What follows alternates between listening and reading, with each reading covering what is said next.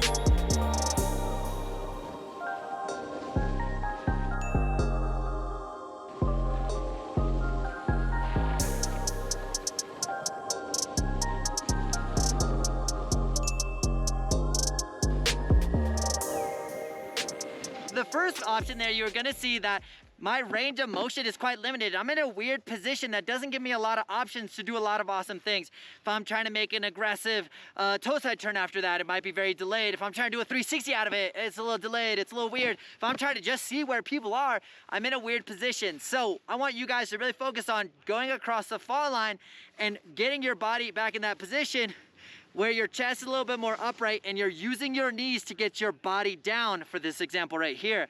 Now, it is very important that you're trusting your heel side edge, that you're slicing the snow, and that you're taking your belly button and you're sinking your belly button down by bending your knees. As if you're kind of sitting on a toilet. You gotta sit down or like you're sitting on a chair. You wanna sit down and then you can get that edge up and you can inclinate over and over. So that option right there where you sink really low leads into really cool hands on the ground, very dynamic, very cool things that we're gonna get into here in a little bit.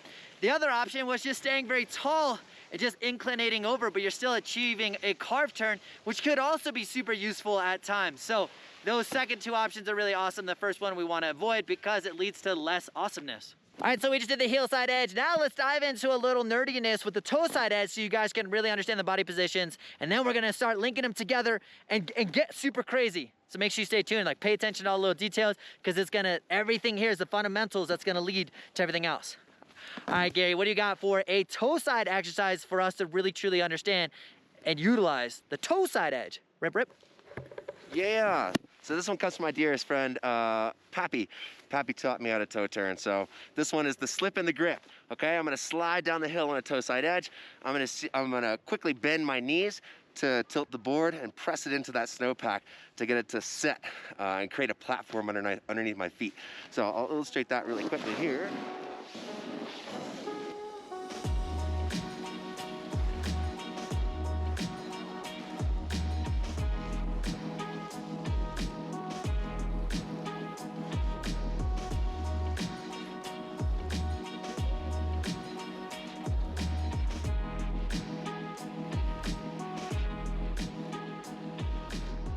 One thing that you guys are gonna notice is as he does this exercise, check out his body position. His hips are actually pushed forward. He's driving his knees over both toes at the same time to get that edge angle, but he's not kicking his bum back and chest dropping down. He's in a very athletic position. He's able to be in an athletic position while still getting a toe side edge. We're gonna demonstrate what not to do right now.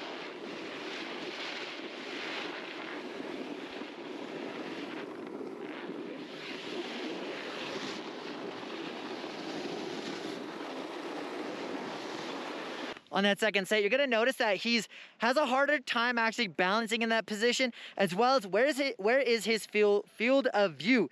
It's pretty much looking down at the ground, so he has less awareness, less spatial awareness around him. So again, make sure that you're able to push your hips forward. Just like the heel side edge. On our toe side, we can sink down, get our belly button low, get our whole body really close to the ground, making it really easy for us to actually touch the ground, make some nice little hand drags and stuff, really sick. So pretty cool stuff. Let me know if you guys have any questions. And if you have any questions, join me every single Tuesday at 7 p.m. Mountain Standard Time because I do a live stream. Hey, Tommy, at minute marker 71, not real, I have a question about this specific subject. Let's talk about it. Let's hang out. Let's vibe. Let me get to know you. You get to know me. I'll see you there. Not right now, on Tuesday. The beautiful thing about snowboarding is you're able to isolate certain moves, certain tricks, certain body positions, certain performances of your board, and then we combine them together and that becomes the flow state or the art of snowboarding is adding all those little spices together to have the sickest recipe ever, whatever your favorite food is, of course. I love cheesecake, by the way, just so you know. Giri is gonna demonstrate some really sick toe side, heel side turns, link them together, and then I'm gonna link some bad boys together and we're gonna talk about it.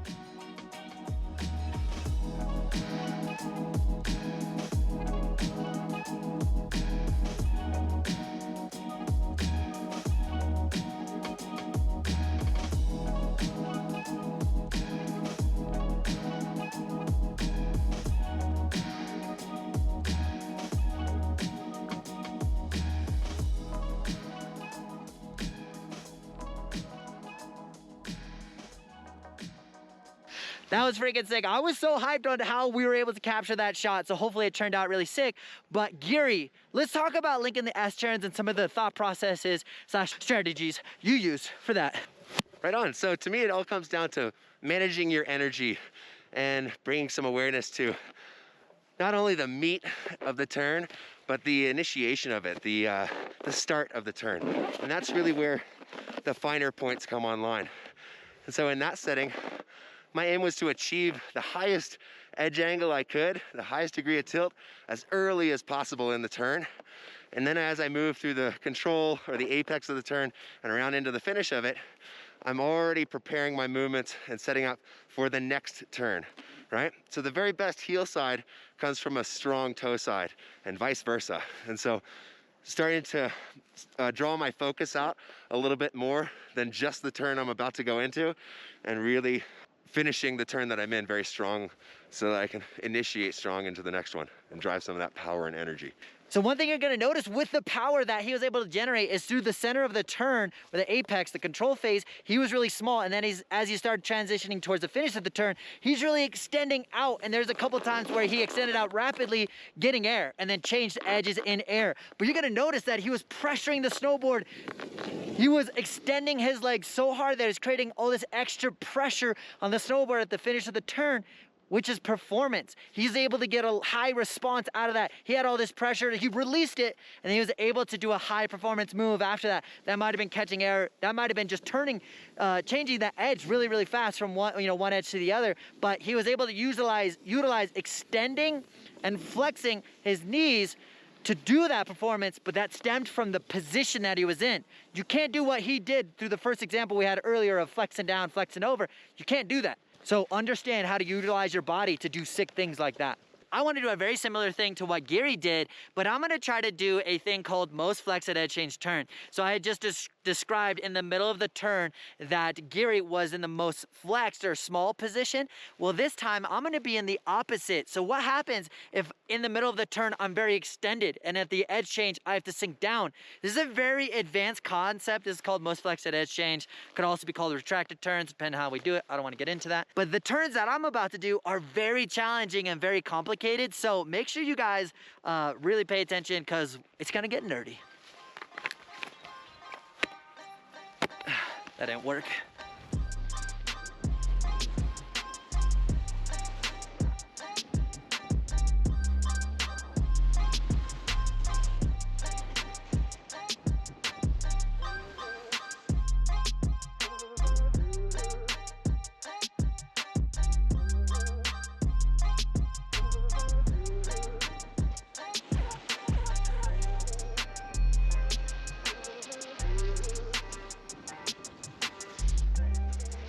Before we dive into talking about those turns, you're gonna notice that my equipment is so different.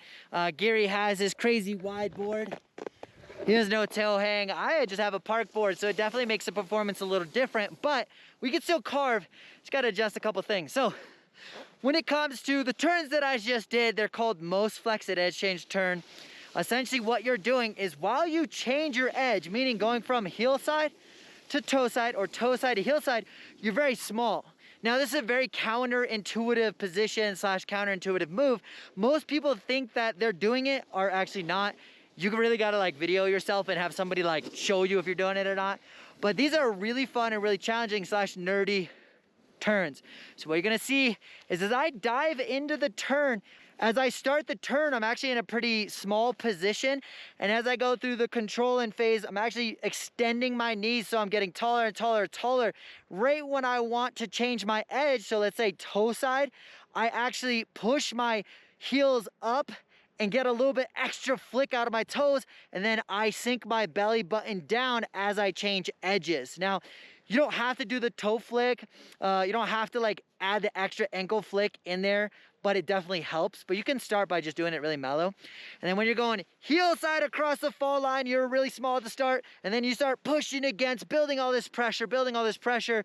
I like to lift up my toes and then sink my belly button down as fast as I can and change edges. This thing is very, very fun. And what's cool about it is it's a high performance type of turn. And this does lead into more of those Euro carves where you're able to like really extend, get your hands on the ground, Ryan Napton, Gary Watt style, and then you're able to bring your legs back underneath you and change your edges. So that's where this will lead to. I feel like I see him in the corner. He wants to say something. Look at him. Look at him. Just a couple things to point out with this and exploring this movement pattern as opposed to the flex through the turn. Just the why, the when, the how. As we flex, move into a low position through the turn, that puts us in a position of power to be able to manage some forces and manage that pressure against the snowpack. With a flexed edge change, we use that compact position to really create more options for ourselves for that really high edge angle early in the turn. And that's why this one opens the door for the laid out toe side style especially.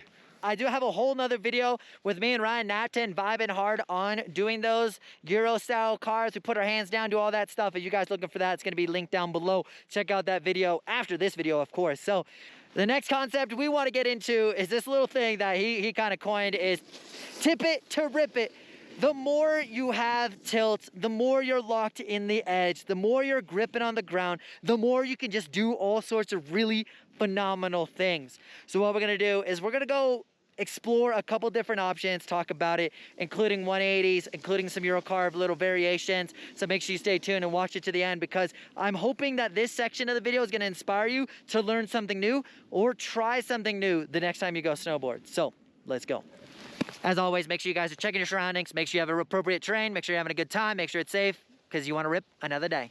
All right, so our boy here is gonna do a dope, sick, awesome, spectacular 180. Sounds basic, but watch this, it's not.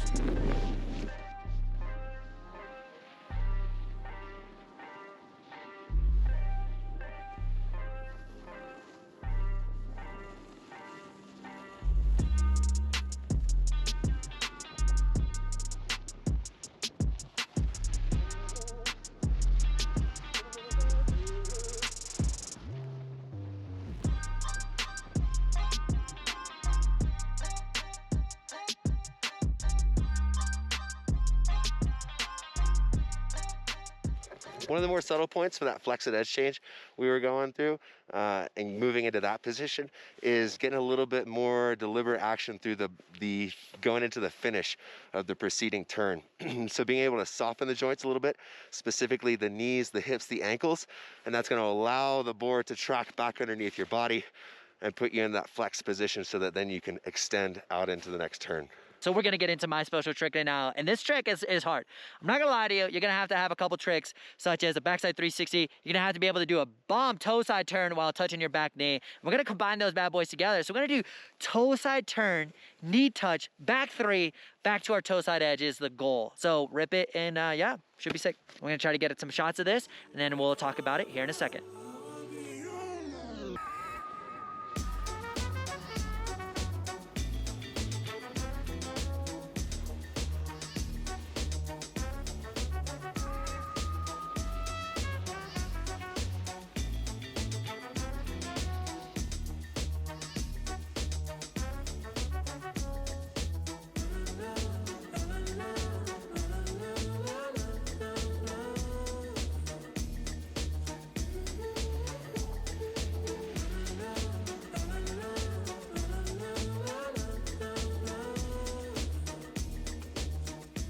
So that is a challenge. Now what I'm trying to do is lock my toe side edge in and go across the fall line. And that's a good way for me to manage my speed and just make it feel like I'm locked in.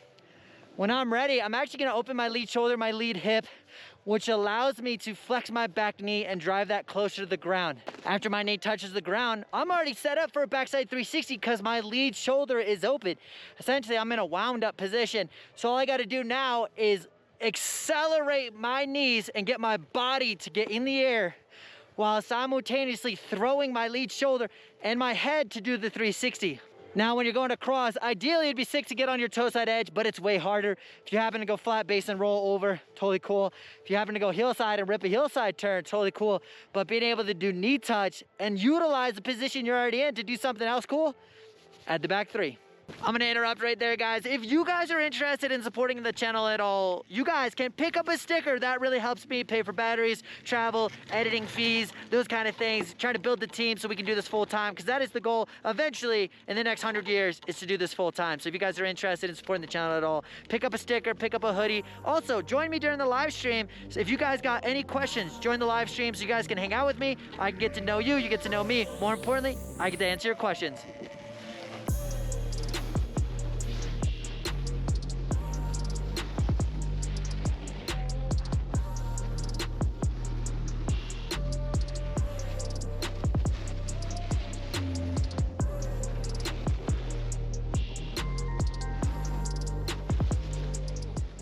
And if you guys are looking for one-on-one coaching and you want somebody to help you rip it up, I do not do any private lessons at all, but my boy Gary, who obviously you just saw do some of the gnarliest carves. The dude sends it in the park. The dude sends it on the carves. This guy knows what he's talking about. He's actually an examiner for instructing. He's got the background. He's got the resume. He crushes it. So if you guys are looking for a private lesson or lessons at Copper, hit the boy up. All of his stuff is going to be down below. His Instagram, email, and phone number is going to be down there. So if you guys are looking for any of his contact information, hit the boy up.